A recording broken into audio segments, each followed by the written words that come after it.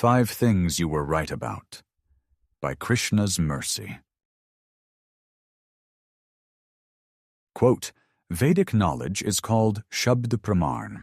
Another name is Shruti. Shruti means that this knowledge has to be received simply by oral reception. The Vedas instruct that in order to understand transcendental knowledge, we have to hear from the authority. Shrila Prabhupada, Shri Ishopanishad, Introduction. 1. Hangovers.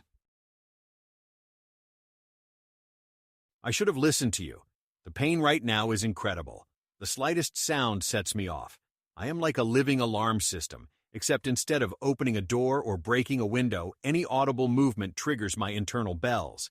I have tried researching instant cures for this, but I am too tired to sit up.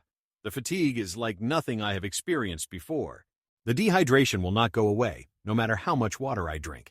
You were right to warn me last night, but I was too caught up in the excitement. 2. Gambling. I should have listened to you. My entire annual bonus gone in a flash, like it was never there. I am amazed at how quickly the dealers run through a hand. You put your money down and within 5 seconds it vanishes. I thought for sure my luck would turn around. You know, that principle they refer to as the gambler's fallacy. It sure is a fallacy because I did nothing but continue to lose. You were right to warn me in the beginning. 3. Phone addiction. I should have listened to you. That phone was becoming too much. I could barely sleep at night. I kept dreaming about the next post. I had to be the first one to comment, to be something like a reply guy. Only then would my total impressions increase. I need a certain number of impressions in order to get monetized. I could actually make money from posting on social media. That was the trap. I would pay any money now to never use that thing again. I spent 1 week forced away from my phone, and it was great. I never want to go back, but what can we do? So many of the apps are like utilities now. That is the way people communicate, checking in for flights, showing tickets to enter a large event, ordering food. Society is in a lot of trouble, if you ask me. 4. Chasing after women. I should have listened to you. I spent decades jumping from one person to the next. As soon as I got bored with one, I moved on to another. I was often cruel. I hurt a lot of feelings. I broke things off abruptly without an explanation. Many people were reduced to tears. I didn't care. I thought to myself that staying in a miserable relationship was not worth it. But just see where I am now. What did I get for all that trouble? It seems to me that when there is like, there will also be dislike. To judge a relationship simply off of liking and disliking is foolish. You were right to warn me against going down this road. How do I get that time back? 5. Finding meaning in life.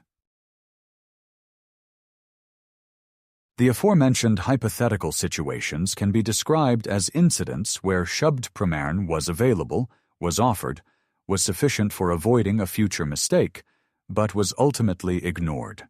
This shabda-pramana is the way Vedic knowledge flows. That knowledge is gyan, and it is rooted in perfection. The one who never falls down, achyut, passes along wisdom for navigating the otherwise turbulent, unpredictable, and misery-producing waters that constitute the large and vast material expanse, which is like an ocean of suffering, samsara.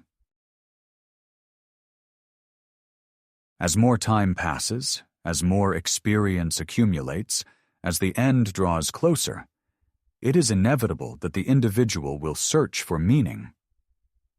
That meaning is available in the very beginning, through the aphorism targeted for the precious human birth. That aphorism is athato brahma jijnasa.